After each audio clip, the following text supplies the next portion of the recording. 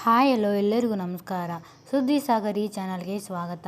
ಭಾಗ್ಯಲಕ್ಷ್ಮಿಯ ಸಂಚಿಕೆಯಲ್ಲಿ ಏನಾಗ್ತಿದೆ ಅಂತ ನೋಡ್ಕೊಂಡು ಬರೋಣ ಬನ್ನಿ. ಅದಕ್ಕೂ ಮೊದಲು ಯಾರೆಲ್ಲ ನನ್ನ ಚಾನಲ್ಗೆ ಸಬ್ಸ್ಕ್ರೈಬ್ ಮಾಡಿಲ್ವೋ ಈ ಕೂಡಲೇ ಸಬ್ಸ್ಕ್ರೈಬ್ ಮಾಡ್ಕೊಳ್ಳಿ. ಆದಿ ಭಾಗ್ಯಳನ್ನು ತಮ್ಮ ತೊಟ್ಟಿಲು ಟ್ರಸ್ಟಿಗೆ ಕರೆದುಕೊಂಡು ಹೋಗಿ ಅದರ ಕುರಿತು ಭಾಗ್ಯಳಿಗೆ ತಿಳಿಸಿ ಹೇಳಿ ಮತ್ತು ಈಗ ಈ ಟ್ರಸ್ಟ್ನಲ್ಲಿ ಕೆಲವು ಸಮಸ್ಯೆಗಳಿವೆ, ಅವುಗಳನ್ನು ಬಗೆಹರಿಸಲು ನಿಮ್ಮಂಥವ್ರು ಬೇಕು. ಈಗ ಈ ಟ್ರಸ್ಟ್ನಲ್ಲಿ MD ಪೋಸ್ಟ್ ಖಾಲಿ ಇದೆ, ನೀವು ಮಾಡ್ತೀರಾ ಅಂತ ಕೇಳ್ತಾನೆ. ಆಗ ಭಾಗ್ಯಳಿಗೆ ಒಮ್ಮೆಲೆ ಗಾಬರಿಯಾಗಿ, ದೇವರೇ, ಈ ಕೆಲಸ ಮಾಡುವ ಅರ್ಹತೆ ನನಗಿಲ್ಲ, ನೀವು ಕೇವಲ ಟ್ರಸ್ಟ್ ತೋರಿಸ್ಬೇಕು ಅಂತ ಕರ್ಕೊಂಡು ಬಂದ್ರಿ ಅಂತ ಕರ್ಕೊಂಡು ಬಂದು ಈಗ ಏನೋ ಹೇಳ್ತಾ ಇದ್ದೀರಲ್ಲ, ನಾನು ಈಗಾಗಲೇ ಕೈತುತ್ತು ಅಂತ ಒಂದು ಸಣ್ಣ ಬಿಸ್ನೆಸ್ ಮಾಡಿಕೊಂಡು ಆರಾಮಾಗಿದ್ದೀನಿ, ಈಗ ಈ ಕೆಲಸ ನನಗೆ ಬೇಡ ಅಂತ ಹೇಳ್ತಾಳೆ. ಆಗ ಆದಿಯು, ಭಾಗ್ಯ, ನೀವು ಈ ಕೆಲಸ ಮಾಡಲೇಬೇಕು, ನಿಮಗೆ ಅರ್ಹತೆ ಇದೆ, ಎಂತೆಂಥ ಸಮಸ್ಯೆಗಳನ್ನು ನೀವು ಸಲೀಸಾಗಿ ಬಗೆಹರಿಸ್ತೀರಾ, ಇದೇನು ಮಹಾ ನಿಮಗೆ. ಈ ಟ್ರಸ್ಟ್ನಲ್ಲಿ ಈಗ ಕೆಲವು ಸಮಸ್ಯೆಗಳಿವೆ, ಅವುಗಳನ್ನು ಬಗೆಹರಿಸೋಕ್ಕೆ ನೀವು ಕೆಲಸ ನೀವೇ ಮಾಡ್ತೀರಾ ಎನ್ನುವ ನಂಬಿಕೆ ನನಗಿದೆ. ನೀವು ಅದ್ರ ಬಗ್ಗೆ ಈಗಲೇ ನಿರ್ಧಾರ ಹೇಳಬೇಕು ಅಂತ ಏನೂ ಇಲ್ಲ, ಮನೆಗೆ ಹೋಗಿ ಯೋಚನೆ ಮಾಡಿ ಹೇಳಿ ಅಂತ ಹೇಳ್ತಾನೆ. ಅಷ್ಟರಲ್ಲಿ ಆದಿಗೆ ಫೋನ್ ಬರ್ತದೆ. ಆದಿಯು ಒಂದಿಷ್ಟು ಫೋನಲ್ಲಿ ಮಾತಾಡಿ ಬರ್ತೀನಿ ಅಂತ ಹೇಳಿ ಬೇರೆ ಕಡೆ ಹೋಗ್ತಾನೆ. ಆಗ ಭಾಗ್ಯ, ಈ ಆದಿಯವರು ನನ್ನನ್ನು ಏನು ತಿಳ್ಕೊಂಡಿದ್ದಾರೆ ಅಂತ ಮನಸ್ಸಲ್ಲೇ ಅಂದ್ಕೊಳ್ತಾ ಆ ಟ್ರಸ್ಟ್ನ ಒಳಗಡೆ ಹೋಗಿ ಅಲ್ಲಿ ಮಕ್ಕಳು ಸಂತೋಷದಿಂದ ಆಟ ಆಡುವುದನ್ನು ಮತ್ತು ಅಲ್ಲಿ ವಾತಾವರಣವನ್ನು ಮತ್ತು ಅಲ್ಲಿದ್ದ ಚಿತ್ರಗಳನ್ನು ನೋಡ್ತಾಳೆ. ಆಗ ಅವಳಿಗೆ ಅಲ್ಲಿ ತಾನು ನಿಂತಿರುವ ರೂಮಿನ ಒಳಗಿನಿಂದ ಯಾರೋ ಮಾತಾಡದಂತೆ ಕೇಳಿಸಿ ರೂಮಿನ ಸಮೀಪ ಹೋಗಿ ನಿಂತ್ಕೊಳ್ತಾಳೆ. ಆಗ ರೂಮಿನಿಂದ ಯಾರೋ, ನಿನಗೆ ಈ ಕೆಲಸ ಕೊಡ್ಸೋಕ್ಕೆ ನಾನು ತುಂಬ ಪ್ರಯತ್ನ ಪಟ್ಟಿದ್ದೀನಿ, ನೀನು ಈ ಕೆಲಸ ಜಾಯಿನ್ ಆಗೋದ್ರಿಂದ ನಾವು ಲಾಭ ಮಾಡ್ಕೋಬೇಕು ಅಷ್ಟೇ, ಗಮನವಿಟ್ಟು ಕೇಳಿಸ್ಕೊ, ಇಲ್ಲಿ ದುಡ್ಡಿನ ನದಿಯೇ ಹರಿಯುತ್ತೆ, ನೀನು ಆ ದುಡ್ಡನ್ನು ನದಿಯಿಂದ ನಮ್ಮ ಸಮುದ್ರಕ್ಕೆ ಸೇರಿಸಬೇಕು, ಗೊತ್ತಾಯ್ತು ತಾನೇ ಅಂತ ಒಬ್ಬ ವ್ಯಕ್ತಿ ಹೇಳ್ತಾನೆ. ಅದಕ್ಕೆ ಇನ್ನೊಬ್ಬ ವ್ಯಕ್ತಿ, ಓಕೆ ಬಾಸ್, ನೀವು ಹೇಳ್ದಂತೆ ಮಾಡ್ತೀನಿ, ಆದರೆ ಇಂಟರ್ವ್ಯೂ ಹೇಗೆ ಪಾಸ್ ಮಾಡೋದು ಅಂತ ಕೇಳ್ತಾನೆ. ಆಗ ಇನ್ನೊಬ್ಬ ವ್ಯಕ್ತಿ, ನೀನು ಅದನ್ನೆಲ್ಲ ಟೆನ್ಷನ್ ಮಾಡ್ಕೋಬೇಡ, ನಾಳೆ ಸರಿಯಾದ ಸಮಯಕ್ಕೆ ಇಲ್ಲಿಗೆ ಬಂದರೆ ಸಾಕು, ಮುಂದಿನದು ನಮ್ಮ ಬಿಗ್ ಬಾಸ್ ನೋಡ್ಕೋತಾರೆ, ಇಲ್ಲಿ ಪ್ರತಿ ತಿಂಗಳು ಲಕ್ಷಾಂತರ ರೂಪಾಯಿ ವ್ಯವಹಾರ ನಡೆಯುತ್ತೆ, ಅದನ್ನೆಲ್ಲ ನಾವು ಲಾಭ ಮಾಡ್ಕೋಬೇಕು, ಆ ಲಾಭದಲ್ಲಿ ನಮ್ಮ ಬಿಗ್ ಫಿಶ್ ಅವರು 20% ಲಾಭ ತಗೋತಾರೆ, ನಾವು 10% ಲಾಭವಾದರೂ ನಮಗೆ ಆಗಲೇಬೇಕು ಅಂತ ಹೇಳ್ತಾನೆ. ಆಗ ಭಾಗ್ಯ ಬಾಗಿಲ ಹತ್ತಿರ ನಿಂತ್ಕೊಂಡು ಇದನ್ನೆಲ್ಲ ಕೇಳಿಸ್ಕೊಂಡು, ಆದಿಯು ಈ ಟ್ರಸ್ಟ್ನಲ್ಲಿ ಒಳ್ಳೆ ಕೆಲಸ ಮಾಡ್ತಾ ಇದ್ದಾರೆ, ಆದರೆ ಇಲ್ಲಿ ಯಾರೋ ಕಮಿಷನ್ ಅದು ಇದು ಅಂತ ದುಡ್ಡು ಹೊಡೆಯೋ ಥರ ಮಾತಾಡ್ತಾ ಇದ್ದಾರಲ್ಲ, ಯಾರಿದ್ದಾರೆ ಇಲ್ಲಿ ನೋಡೇ ಬಿಡೋಣ ಅಂತ ಬಾಗಿಲು ತೆಗೆದು ಒಳಗಡೆ ಹೋಗಿ ಅಲ್ಲಿ ಕನಿಕಾ ಮತ್ತು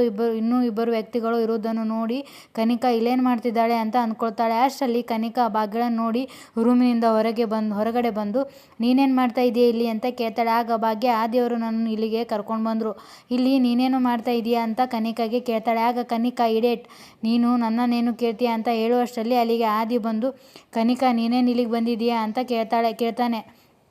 ಆಗ ಕನಿಕಾ, ಬ್ರೋ, ನಾನು ಅವಾಗವಾಗ ಇಲ್ಲಿಗೆ ಬರ್ತಾ ಹೋಗ್ತಿರ್ತೀನಿ ಅಂತ ಹೇಳ್ತಾಳೆ. ಆಗ ಆದಿಯು, ಅದಕ್ಕೆಲ್ಲ ನಿನಗೆ ಟೈಮ್ ಇದೆಯಾ, ನಿನಗೆ ಟೈಮ್ ಸಿಕ್ಕಾಗ ಬ್ಯೂಟಿ ಪಾರ್ಲರಲ್ಲಿ ಇರ್ತೀಯಾ ಅಂದ್ಕೊಂಡಿದ್ದೆ ಅಂತ ನಗ್ತಾ ಸುಮ್ಮನೆ ತಮಾಷೆಗಾಗಿ ಅಂದೆ, ಬಾ ಹೋಗೋಣ ಅಂತ ಹೇಳ್ತಾನೆ. ಆಗ ಕನಿಕಾ, ಬ್ರೋ ನೀನು ಹೋಗು, ಇಲ್ಲಿ ನನಗೆ ಸ್ವಲ್ಪ ಕೆಲಸ ಇದೆ, ಮುಗಿಸ್ಕೊಂಡು ಬರ್ತೀನಿ ಅಂತ ಹೇಳ್ತಾಳೆ.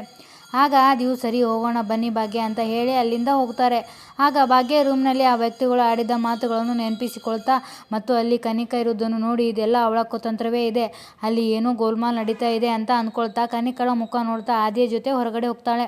ಇತ್ತ ಪೂಜಾ ಮನೆಯಲ್ಲಿ ಕಾಮತ್ ಅವರು ಫಂಕ್ಷನಲ್ಲಿ ಭಾಗ್ಯನಿಗೆ ಹೊಗಳಿದ ಕುರಿತು ನೆನಪಿಸ್ಕೊಳ್ತಾ ಸಂತೋಷದಿಂದ, ಅಕ್ಕ, ಇವತ್ತು ಮಾವ ನಿನಗೆ ಹೊಗಳಿದ್ದು ನಿನಗೆ ಎಷ್ಟು ಖುಷಿ ಆಯಿತೋ ಅದಕ್ಕಿಂತ ಹೆಚ್ಚು ಖುಷಿ ನನಗಾಯಿತು, ಅಷ್ಟೆಲ್ಲ ಅನುಭವ ಇರುವ ಮಾವನೇ ನಿನ್ನ ಬಗ್ಗೆ ಒಳ್ಳೆ ಮಾತಾಡಿದ್ದಾರೆ ಅಂದರೆ ಅವರಿಗೆ ನಿನ್ನ ಬಗ್ಗೆ ಬಹಳ ಗೌರವ ಇದೆ, ಮಾವ ನಿನ್ನನ್ನು ಮಗಳ ಥರ ನೋಡ್ತಾ ಇದ್ದಾರೆ ಅಕ್ಕ, ನಿನಗೆ ಅಷ್ಟು ಗೌರವ ಕೊಡುವ ವ್ಯಕ್ತಿ ಹತ್ತಿರ ಈ ವಿಷಯ ಯಾಕೆ ಮುಚ್ಚಿಟ್ಟೆ ಅಂತ ನನಗೆ ಅರ್ಥ ಆಗ್ತಿಲ್ಲ ಅಂತ ಮನಸ್ಸಿನಲ್ಲೇ ಅಂದ್ಕೊಂಡು ಯೋಚನೆ ಮಾಡ್ತಾ ಕುಳಿತಿರುವಾಗ ಒಮ್ಮೆಲೆ ಅಲ್ಲಿಗೆ ಕಿಶನ್ ಬಂದು ಜೋರಾಗಿ ಕೂಗಿದ್ರಿಂದ ಹೆದರಿಕೆಯಿಂದ, ಅಯ್ಯೋ ಕಿಶನ್, ಏನಾಯಿತು, ಯಾಕೆ ಕಿರಿಸ್ತಾ ಇದೆಯಾ ಅಂತ ಕೇಳ್ತಾಳೆ.